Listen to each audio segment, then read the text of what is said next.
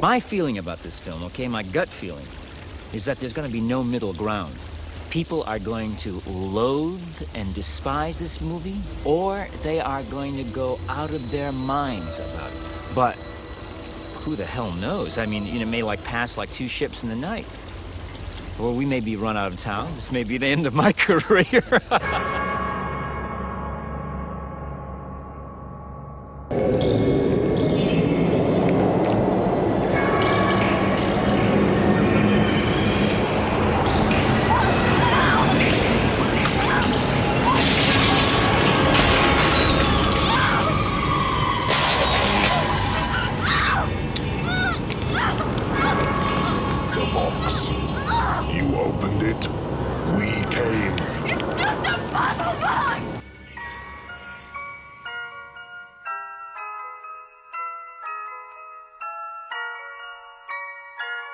Okay, so my pick for First Frights, which when we were talking about First Frights as a topic, we kind of said that they would be a pick that kind of reflected a little bit of our tastes so that you guys could understand us a little bit more. So this might not be everybody's pick at home, but my First Fright pick is Hellraiser. Nice. Cue the trailer. I gotta go.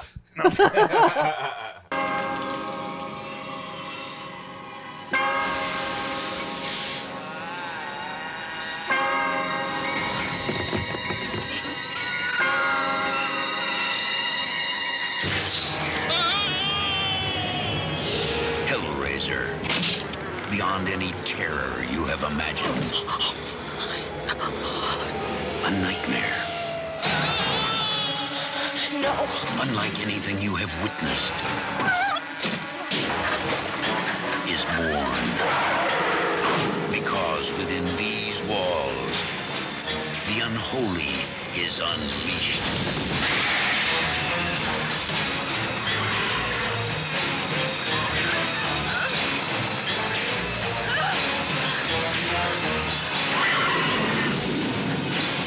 Hellraiser, a film by Clive Barker. We'll tear your soul apart. I can think of a handful of movies that have made me feel like Hellraiser made me feel. And it's like that quote from Community, like, I hope this doesn't awaken something inside of me. When he looks at those dancing Dalmatian men. You know, I watched Hellraiser and a sleeping giant was inside of me that was woken up, 1,000-year-old folklore giant was asleep waiting for a story like Hellraiser. This is exactly what Clive Barker intended, yes. obviously. Oh, he's like salivating somewhere right now. Yeah. Yeah, I regretfully saw it way late. I saw it only like 2 years ago or something. You guys were in the studio. Yeah. And I remember coming to a job that you guys were on, and I was working, and I remember being like, guys, I saw Hellraiser, and you all didn't care. You're like, oh, cool. Well, Chris was like, oh, cool. And you're like, yeah, that one's a fucking weird one, you know, or whatever you said. I can't remember. But you're like, yeah, I think you had mentioned, you're like, yeah, anytime you go to a horror convention, because I don't go to horror conventions, but anytime you go to a horror convention, there's just like a group of people, and those are the Hellraiser people. That's true. You know? It's true. This isn't for your eyes. And so I hit it about 2 years ago, and this movie knocked my fucking socks off. And like I said, there's only a few times where a movie has really elevated to the point where I'm up on my feet. I'm like, this, you know, like fucking like it's happening. Yeah. Like they're doing everything that's in my brain. You know, like I'm seeing it unfold as it's just like what I want. Yeah. What I've wanted a movie to do for me for so long. You know, like no limitations. Just let's just go for it. Yeah. You know? And like another experience like that similar was like Crash by Cronenberg. You love that movie. And The Fly. You know, two Cronenberg movies have done that for me. Yeah. But yeah, like I get one every like 5 years or so. You know, it's very, and I watch tons of movies, tons and tons of movies. Right. Yeah. But I'm usually just rapid fire getting through stuff. I get weird like rabbit holes where I'll go all the way down Sure. You know, franchise. Hellraiser is one of them. I watched all the Hellraisers. You're more man than me. I can't get past. I have a fascination with franchises. Yeah. Yeah. So not like because new franchises or anything. I like to see where the money goes and kind of like follow it, and then I like to see, you know, these stupid offerings. Like for instance, the Hellraiser franchise. You know, it fell into the hands of the Weinsteins, who basically just kept it on life support by making one every 3 years or something to keep the rights. And now Clive Barker has gotten those rights again, at least in the U.S. I think he has to fuck with the U.K. if he wants to release something over there. Yeah. But now they're at HBO. They're making a series, I believe. Maybe yes. Yeah. And so who knows what's going to come out of that, but the Weinsteins obviously can't do shit with it anymore. Yeah. So which is great. Great news for any sequels, or the franchise. But this first movie by Clive Barker, and I'm always fascinated by a filmmaker who comes outside of the movie industry. Someone who comes as an artist my favorite filmmaker is David Lynch. And he's a painter. Right. And he approaches filmmaking in a completely different way. And you feel that. You see that on a subterranean level with his movies. Clive Barker is similar. This guy's a genius.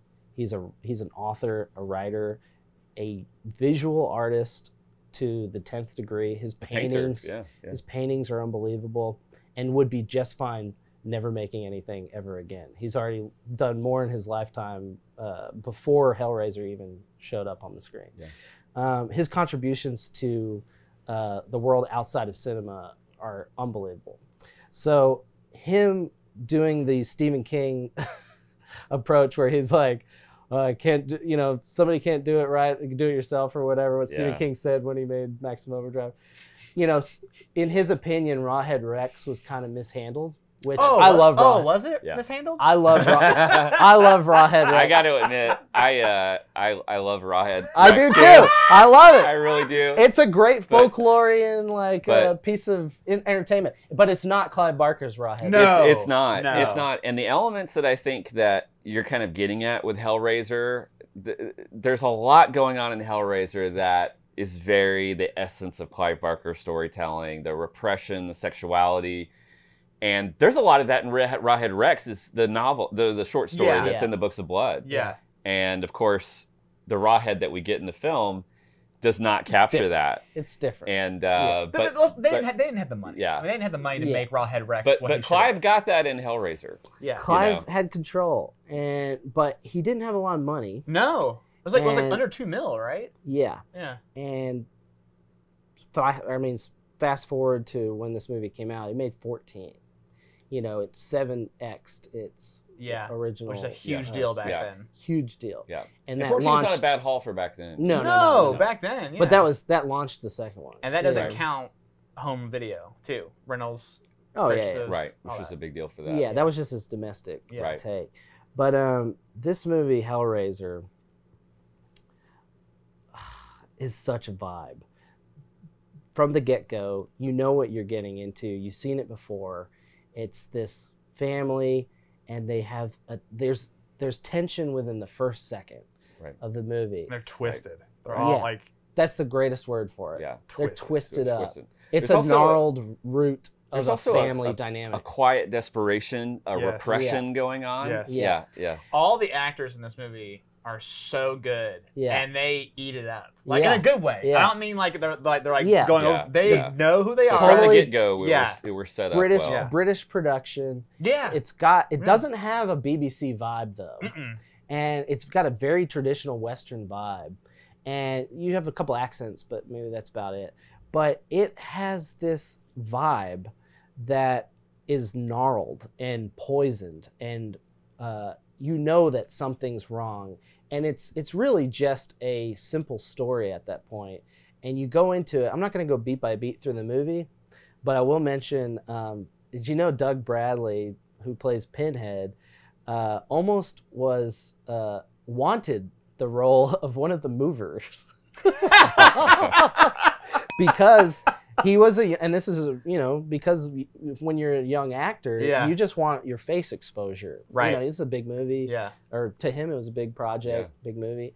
And or paint you white. Put he pins in didn't your want to face. be buried under makeup once he found that out. Right. He was like, oh no, I don't. There's only has 5 lines. Like the mover even might say more. I can't remember, but the movers have their faces out, and so he was more inclined to that. And I believe Clive Barker gave him the option, and I'm not sure if he like let him keep what he wanted to do, but anyway, he ended up as Pinhead, and greatest move ever launched. Yes. I mean, he did almost all the sequels. Right. And until finally he was like, no, I can't do these anymore. You guys are blowing it. Yeah. I don't know. I didn't figure that out by the 10th one or whatever it was. But Doug Bradley brings a whole other thing. I'll get to him. But this domestic story that we've all seen a million times has such an edge to it that it gets under your skin so fast because of this amazing character that he's designed through Frank. Yeah, I was just gonna say Frank is my favorite character in the movie because he's so sleazy and gross. Sleazy. Yes. Great word. So sleazy. Yes. And he matches that aesthetic of 80s. This was 87 when it was released. It matches that 80s softcore vibe that I connect to like on another level. And he brings all the sleaze.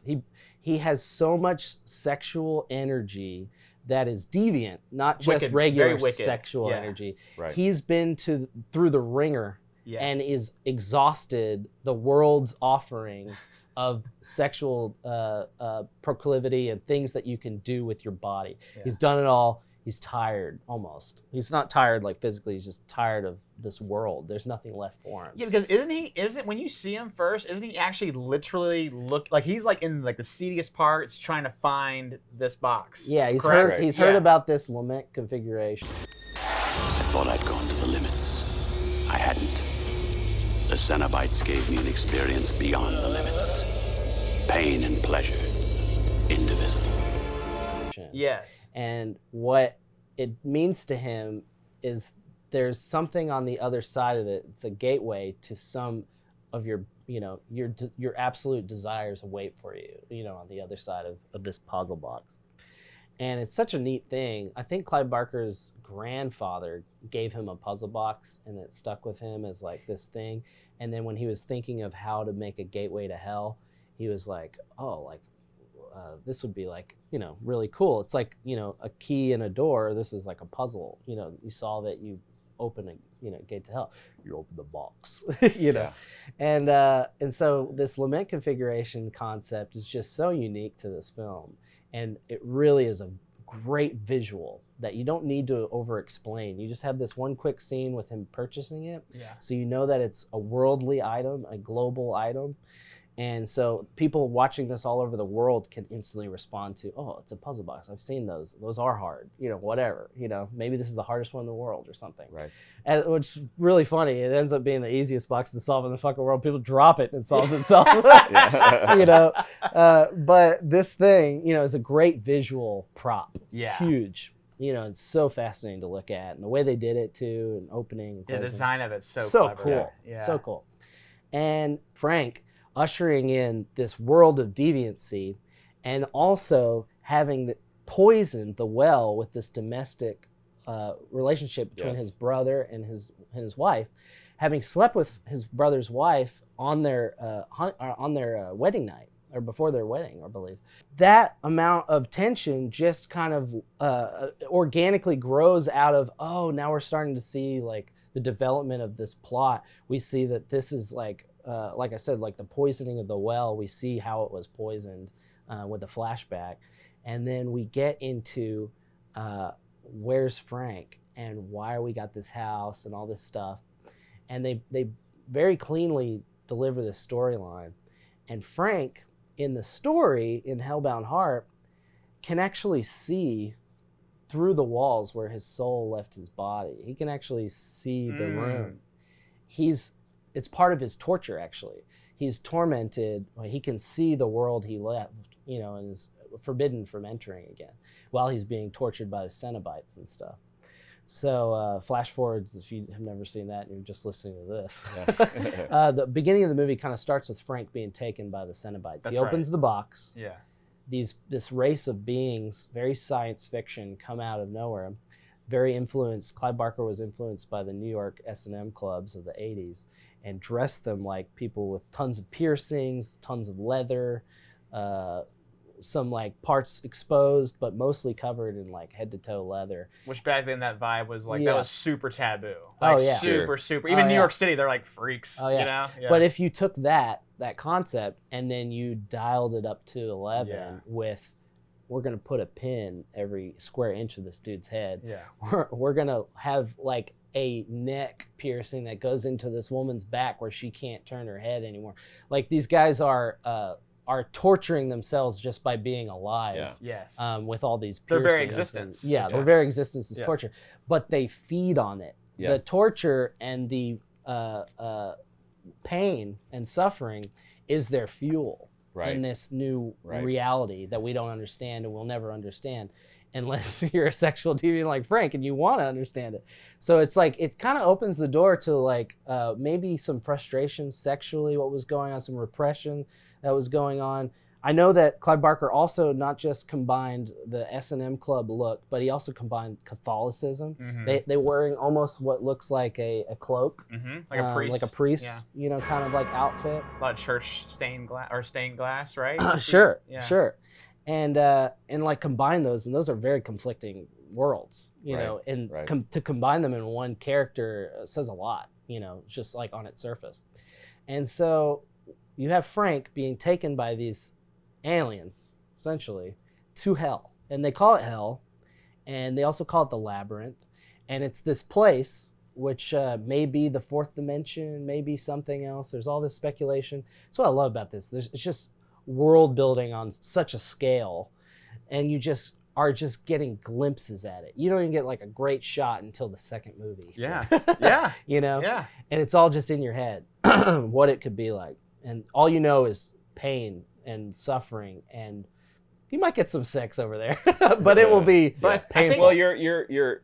It's all about it feels like when you watch it, and this is a little bit like Phantasm, like the idea of what you see on the surface with Hellraiser, and then when you really dig into it. Yeah. Because the repression is one, but it's all on a seems like it's all on a sexual level. Yeah. About pushing boundaries. Right. Yeah. And how far you can And go what until you you get go to a point, and what when you get when you push that far. and Yeah. some of those boundaries seem to be almost like, you know, you talked about like the wardrobe and the you know, the pins and everything. It's almost in a certain way with sexuality, in a way we go back to like kind of like being pulled in Yes. or like you know, Yes. choked off by something, Repressed. you know, or whatever. Being you know? yeah, it's Yeah, like, it reminds me of that Paul Schrader movie Hardcore. oh, I love that Oh, movie. yeah, yeah. God, I love that movie. Yeah, it's great. And there's one thing I don't like about it, and it's almost the very end. Yeah. When he pulls Yeah. her out of the world and doesn't, you know, doesn't actually listen to her Mm-mm. and take her side of things.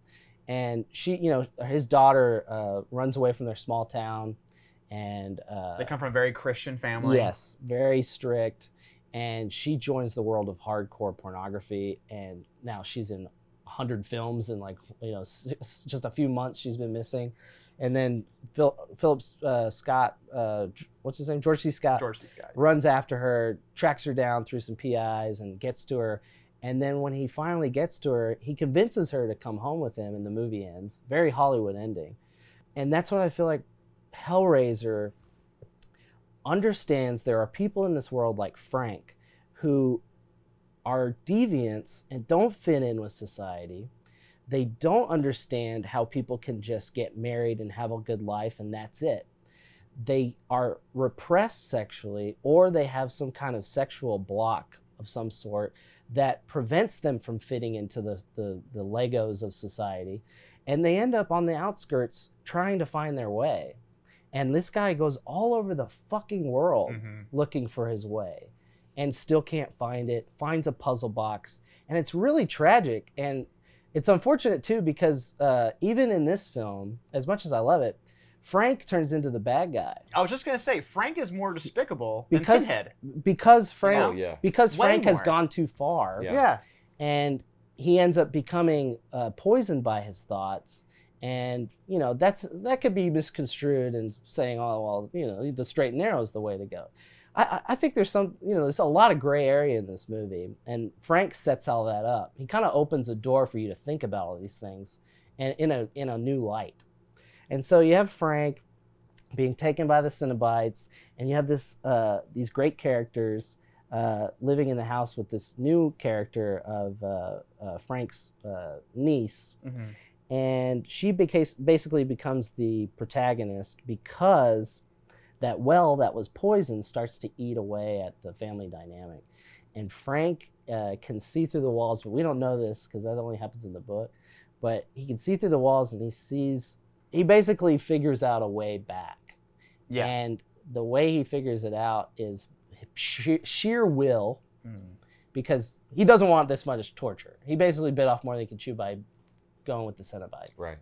Opening the box. And so he wants to come back and live whatever life he can salvage. And he comes back via this Clive Barker construction of blood. The creation of flesh that starts with blood. But that is a crazy thing about Hellraiser to me, is like I can't name another movie, as far as I know, that has a villain with basically, Pinhead is like the mascot of the movie, but Frank's the villain. Frank is the villain of that movie. Well, what's interesting is to me, this is what, now I'm starting to really think Hellraiser is even more interesting than I thought, because there are people who say that Pinhead is the villain, and like, for instance, you say that Frank is the villain, and I say that the wife is the villain. And the reason being is because, well, I mean, I don't know if one person is the villain, but what's really interesting about the wife character is that we're talking about, and Hellraiser is saying something about who we are sexually as compared to who we are to everyone else. Right. And you get with this repression that obviously the family is repressed, and you can tell from the beginning that she is not happy in her marriage. Yes. She wants something more. Yes. And so when the opportunity to kind of delve into what she wants sexually, which Frank is able to give that to her and always has been in a way that she knows that for her husband doesn't. Yeah. What is she willing to do in order to feel that again? I hope you see her reasons for being an unpleasant, cold character at the beginning, because hopefully you see why she's like that, how she came to be like that, and the depths that she's prepared to plumb for love. Please.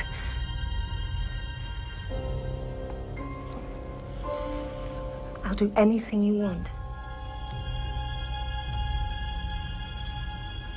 Anything. The reaction I've had from people on set, for instance, after they'd seen the rushes of the killings, I mean, nobody would speak to me. But it was because a woman was doing it, basically. And I think all the women in the audience would be going, absolutely, yes. The men might be locking up the tool sheds. Yeah. And that ends up being murder. Yes. Yeah. And that idea of what, Desire. when you're repressed enough, like what desire is making you willing desire to is do. actually a key word Yes. in the series, and it comes up, and Pinhead even says it out loud. In the sequel, I think Pinhead says, hands didn't bring us here, like solving the box. Desire brought us here. And he changes his focus on not the person who solved the lament configuration, but who really wanted them there. And who's also in the room. And that's like another person in the sequel. And it really narrows down their field of focus as what is the purpose of these Cenobites. And you don't truly know other than what they tell you. Yeah. You don't ever see them actually punishing them. But for the film, that works. But for the film, that works. it's enough. Yeah. And that's all you don't need to explain. And with and with Julia's character and Larry, her husband, and Frank, this trifecta, unfortunately, Larry is the only one who kind of ends up meeting his demise, but the screenwriter of the sequel believes Larry went to heaven, is the only one who got out alive, besides the daughter who survives. Right.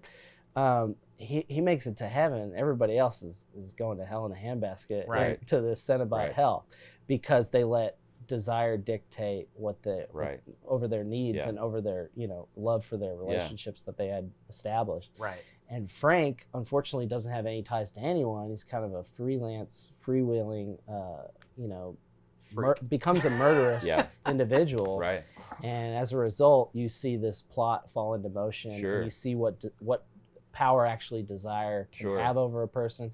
And it goes both ways. It goes between this dimension, and it Right. goes in 3-dimension Sure. between him and Sure. and this woman. But what's interesting is that it feels like the wife is the domino that has to fall in order to make everything happen. She's also the linchpin. She is, because Right. she's the one character in the story. See, the one thing about Frank, though, is that he is who he is. Yeah. Like, from the beginning. And he does not hide away. She's the character that's actually hiding who she is. She's like, oh no, I am, like, she's trying to figure it out. Yes, Yeah, and because she's afraid that her husband, she loves her husband, she married him, but she's not sexually attracted to him. Right. She never has been. Right. It's always been Frank. Right. And right. when Frank opened that door, she never recovered from it. And she'd Right. always been thinking about Frank. So when Frank comes back into her life, even as a phantasm, you know, a muscly mess who's craving blood, and she's still in love with him. Yes. She's Yeah. still Yes. DTF. It's like, what do I gotta do? Yes. And then she starts banging everybody, bringing them back to the house, killing them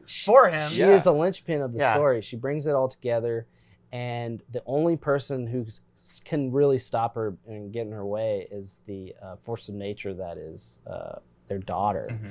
This is my first picture, so I trust a lot, and I'm really confident with Clive's work, and the crew makes me feel really good, and there's just a unity. The Cenobites, in a kind of interesting way, it's almost like they're not villains. No, they're not. I was just gonna say, fulfilling the wishes of Pinhead, the desires of a villain humanity. doesn't negotiate with the protagonist.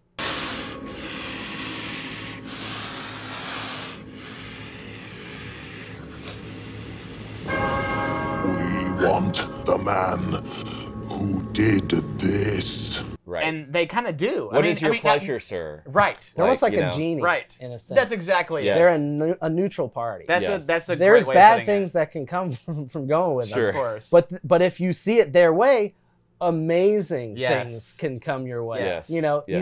you just have to change your perspective. Yes. You know, they have such sights to show you. Yes. Yes. They are excited to take you on this train. Yes. Look what I've made myself into. You can be one too. Yeah. You know, they are flamboyantly excited about it. And that's why it made me jump up and down, because it's like perspective is such a powerful thing. Yeah. Every movie hinges on whether it's a grounded perspective and who are we supposed to be in that perspective of. Right. And this movie makes you watch it as a human being and then forces you to think of it on the other side. Right. Like, watch these people be tempted from a new perspective, and watch how suffering isn't suffering for everyone, and love isn't love for everyone. There is a happy ending, but not for everybody. Yeah. You know, it's like it forces you to look at society and be like, there's so much more to the world. There's so much outside of this bubble we've created that if you shift it, the status quo is challenged, the whole thing falls apart. Yeah. You know, Yeah. because there's so much more to it. And we shudder and we repress everything that doesn't fit into that status quo for safety and sanity. And so movies like this, there's no real bubble, but they poke at it, hoping that there is something, and that at least people get you thinking. Yeah. And this movie, it's a thinking man's horror. It is. You know, and I've heard people say that. Yeah. It truly is, but it's primordial. Yeah. No matter if you understand the movie or not, You can't can deny get it. something out of it, and it can make you feel something. Yeah. And we're talking when there are like shots of like Frank like scurrying across the floor like half embodied. Yeah. There's some horrific shit and Yeah. bloody, gory shit in this movie that'll take your fear level and really just like get your adrenaline pumping. Yeah. And Clive Barker is a master at suspense and driving this up like Hitchcock, just like cranking it up and then a flashbang, but not like a jump scare, but like really shocking imagery. Yeah. And that is There's actually not a lot of jump scares in Hellraiser. You know what's coming. They show That's you what's everything. beautiful is you know it's all coming. Yeah. The dread. You Yeah. know, he opens that thing. It's not like the Cenobites pop. You know, they No. walk through Yeah. a labyrinth archway opens, you Yeah. know, glorious, like, Yeah. this like very procedural. That's why it means like from the Catholicism angle also comes from the traditional way they walk in. You know, it's like a Not march. just that, just the punishment that you go. If you've ever been to a It's Catholic an church, execution. I mean, yeah, they're executioners in such a way. Right. But execution would be. That's why I don't believe in the sequels whenever they actually kill people. I don't think Cenobites would ever kill anyone, in my opinion. Yeah. The way I understand them, and they let someone else do their bidding. They're for torturers. Them. Yeah. They get off on that. Yeah. Why would they kill you? Right. That would be the end of what they're there for. You're useful alive. They're about suffering. Yeah. Killing you would be 1 minute. That would be, in Pinhead's words, that would be a waste of good suffering. You know. Oh, that's right. Like what he says about crying. You know, don't shed a tear or whatever. It's like, yeah. Waste of good suffering. You know, this is how Pinhead continues on in his realm. It's like this fuel source, and like Frank thought he wanted that, you know, because he had exhausted so much, but he doesn't realize like this world is like way beyond. Like yes. And there's another character in the sequel. Very similar things happen, and he sees the Leviathan, which is this godhead in the middle of the labyrinth. Yeah. And his mind melts. You know, he's just like, oh, I can't. You know, his mind keeps melting over. Yeah. They do this like cartoon wash over. He's like, oh, and it's because it's just all it's just doing is just showing how overwhelming the situation is. He can't comprehend what's hitting him, and that kind of stuff. It's just like my jam. It's some Harlan Ellison, like, you know, I have no mouth, but I must scream. Just insane madness, futuristic, and also like not futuristic. It's just another world. You know? Yeah. It can totally cross over at any time. Like, you know, all you got to do is open the box. You know, it's just this great visual feast of a movie, and that's what Hellraiser is to me. It's just this thing you just like, oh man, just root for it. Yeah. Because it means so much too. It has such a visceral meaning, but it's just like such a glorious thing to look at. Just a work of art. In a time period where, you know, gore had been, you know, we've seen it. The limits of gore had been pushed for a while. Would you call this? So where do you consider like? Do you have like a chronology of like splatter? Modern, postmodern. Do you have like a timeline of that, or is it kind of based on movies? Well, all I can say is that, you know, and there are people who know a lot more about this than I do, but you know, there was obviously a splatter punk movement in the '80s, and a lot of that was in novel form. And I don't know that Clive Barker was considered one of those splatter punk writers, but I think he would have been an honorary member to at least some people. And that carried over into film as well. And again, obviously, gore had been pushed to several different limits by that point. But that's why, you know, getting into the talk of the specific effects for Hellraiser, you know, Hellraiser seems to have like the effects have a look, it has a feel, an atmosphere to it that is freshly disturbing in a way that I feel like a lot of films weren't or couldn't achieve. The only one I can think of that was even remotely close as far as getting that imagery out there was Nightmare on Elm Street. But they were more subtle than Hellraiser was as far as the gore goes and what they did to stretch the imagination a little bit. You know, and also literally also, I think they were pushing for a lower rating too to go. Yeah. But we were already in a point at '87 where things were starting to get a little too rubbery. Yeah. And he was kind of taking the edge out of it a little bit. Yeah. But you have scenes like one of the scenes that always freaked me out in Hellraiser was the scene where the guy has been in a closet for a while after being murdered. Oh. And he kind of comes into the light and his jaw is open and the maggots just start to fall out of his mouth as he comes forward.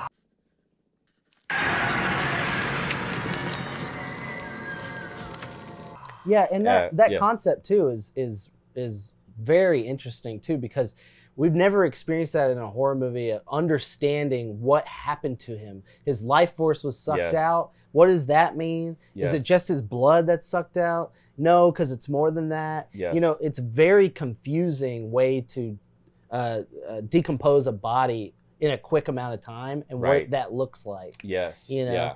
And they explore that also in the sequels, which I really like, is like, oh man, they get really creative. Sometimes there's nothing left of a corpse, and it's just like skeletal and some like structure. And then it's like, just like some weird Twilight Zone melty vibe that kind of, you know, just they go real creative with Sure, it. You know, what does that even look like? No one in the effects team knows. They're all just going like flying by the seat of their pants, making it, but it all works. Yeah, it all works. Yeah, it's all has a. Again, it's disturbing in a great way. Yeah, that might have been missing out with a lot of other films at that time. You know? Right, just the hooks in the skin. I mean, just that and just alone. the feeling of the stretching and the tearing, and the way they got that latex to like if it really. And you know how it is, like when you see gore in real life, which hopefully you haven't, but if you do see gore in real life, you know, it looks fake. It looks fake. But when you see these movies, it's like when you're seeing that latex like stretch, you're like, well, skin does stretch. I mean, it stretches further than you think. And when you see him, his face all, and he says that line, Jesus wept. That's so epic.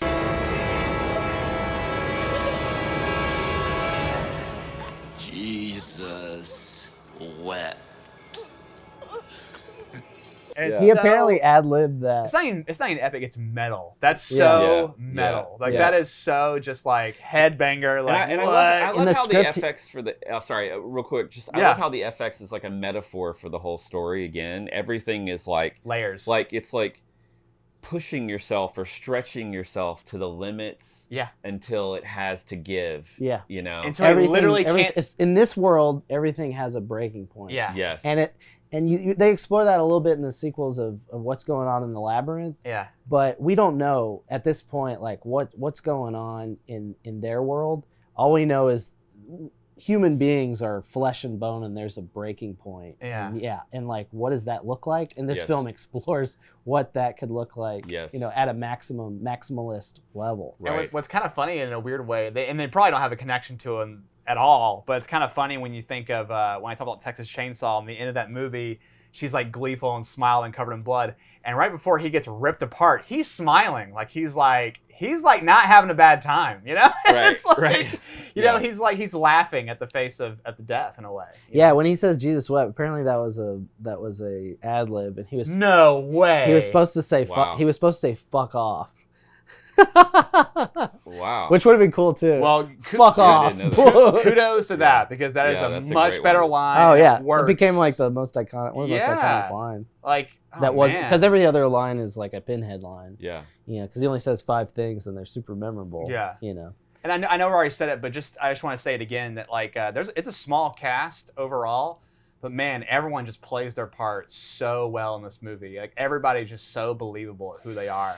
Yeah, and they look so great too. Like Chatter, his teeth look so good. And like, he was the one that freaked me out the most actually as a kid. Chatter, you know, with his eyes closed. Yeah. And then I forget the names of the other two, but you have like a chubbier, like kind of rolled, fat look. Kind of gluttonous guy. Yeah, but he's got these freaking like Wild Wild West sunglasses. He's got those Kevin Klines like from the movie. Yeah, and so bizarre, and like I said, just like heavily inspired by real stuff, you know, like S&M and stuff, and the church, which is great. It's like let's combine the two. I feel like this movie definitely. I think you might have already touched on it, so if I did, we can skip over it. But it does have like a Lovecraftian vibe too, you know, a little bit. You know, with like with the whole like the. Especially in the, well, I don't want to say it, but in the sequel, they definitely explore that a little bit, you know. And taking a couple of steps back and taking kind of a wider view of it, again, thinking of this as obviously a first Fright, you know, this movie is amazing because of the pressure that Clive Barker must have felt.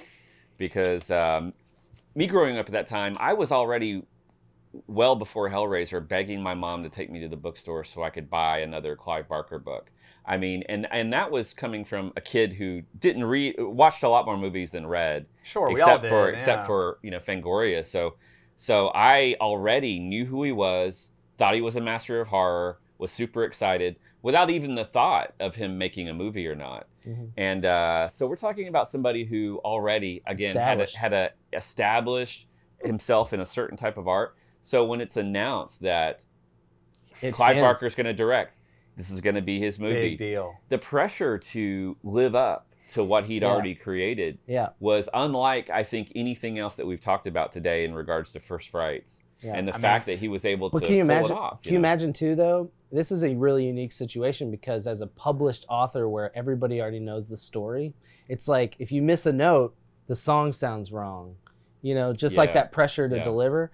But at the same time, it frees him from a narrative standpoint to be like, I already know how to make this work. Everybody loves that story. That's true. All we got to do is make it. Now, it sounds easier than said than done, obviously, with all the effects work and everything that goes into it, and the music and the pacing, everything that goes into filmmaking. It's all a miracle that it even works. Yeah. But he figured it out. It's about a man who does a deal with forces of darkness in pursuit of the ultimate experience, the ultimate physical, sensual experience, and gets torn apart for his troubles. With Hellbound Heart as like the basis of the story, I remember reading that he was trying to get that to be the name of the movie too, because he had already named the story. It's called The Hellbound Heart. But the producers thought it would sound, or they thought the marketing would suffer because it sounds like a romance. And he's like, there's romance in it, you know? Yeah. And then they were coming to some middle ground, and he was like, okay, how about this? Sadomasochist from beyond the grave. and they were like, doesn't quite roll off the tongue. I don't know if the ratings board will even approve that title. You know, and we'll get the X rating right out of the gate. They don't have to read a damn thing. And who was the studio that took New World Group? New World? New World. Yeah. And then Pictures? New World Pictures? Yeah. The Hellbound Heart ended up winning out in the sequel with Hellbound, but Hellraiser was just this very great title, actually. I love the title. Yeah. Very quick, very quippy, kind of just enough to like understand these people are from hell, you know, you're summoning, you know, whatever you want to call them, demons, aliens, whatever. Yeah. It's maybe not the hell you recognize. That's another thing. You know, it's like there's a great. I think they actually landed on a great title. You know, I think marketing can sometimes produce interesting things because it's just another form of editing. Yeah. You know, it narrows it down to what's the juice. Right. You know, how do we sell this? Yeah. Sometimes. Like trailers. You know, the concept of a trailer. Sometimes studios give good notes. Sometimes. A great title, and of course that poster of Pinhead holding the box and everything. Good. They reused multiple times the same image. Very true. Even though Pinhead's obviously only in a very small part of it. But like overall, like his screen time's less than 15 minutes. They knew what they were doing. They knew they had to compete against, you know, at that time in '87, we're talking about Dream Warriors. We're talking about, let's see here. Right after Friday the 13th Part 6 would have been in '86. I mean, we're talking about the decade of sort of horror heroes. They were fighting. The odds were stacked against Clive Barker. Yeah. You know what I mean? To fail. Because like you have all, like you said, we've seen it all. We've seen all the gore. We've seen everything. But this was a deeper thing. Right. You know, this was and for him, it's much more personal, obviously. Right. He obviously had a lot of, I mean, I don't know how much freedom he had, but it feels like he had the freedom to do a lot of what he wanted to do. Except for the budget. I think there was a ceiling, and he probably had to cut a few things in order to fit it into that package deal that he made. But the movie that we got is a great reflection of the original story and is like told masterfully. And it's going to stand the test of time because I think there's something to latch onto that, honestly, because of our mental clarity, we keep the status quo. Right. As much as we don't like to think that, that's how it works. That's how the world turns. Yes. And so having these movies that remind us about the fringe, you know, it is extremely important. And so having these movies, talking about these movies, it's all part of it.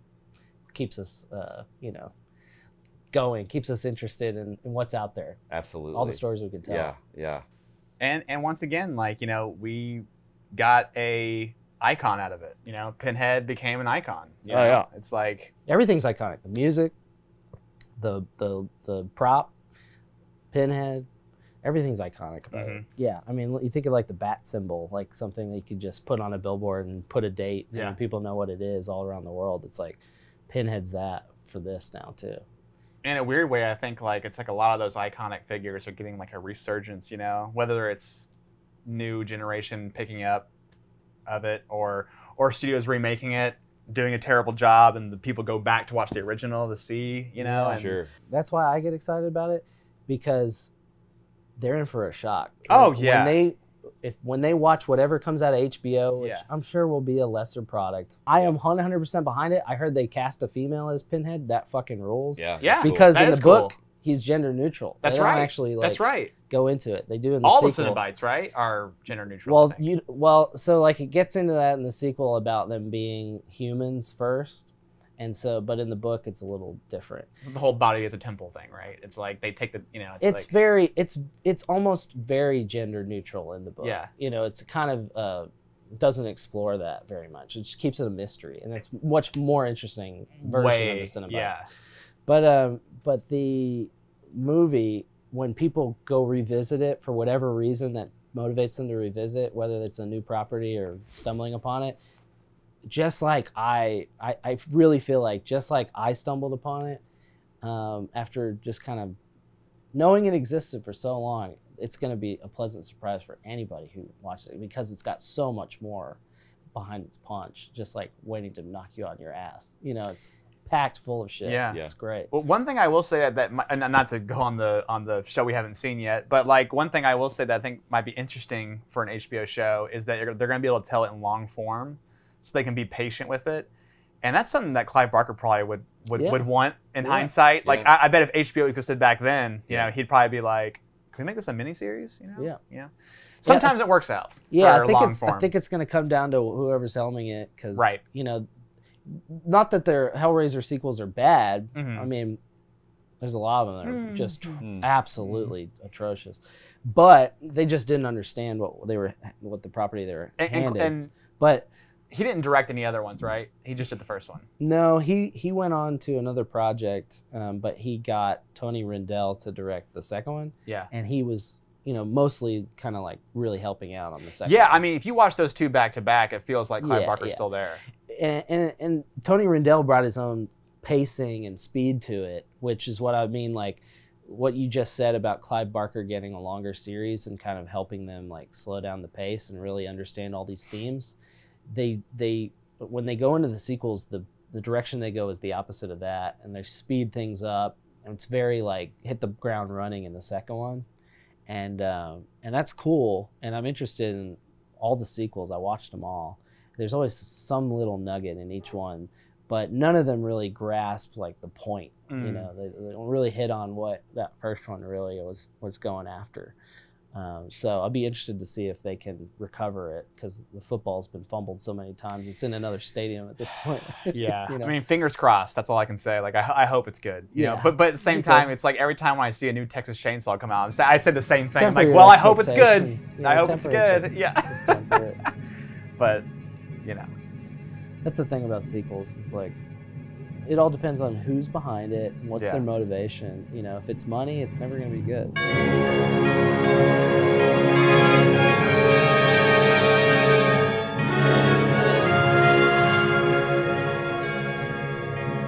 Who are you?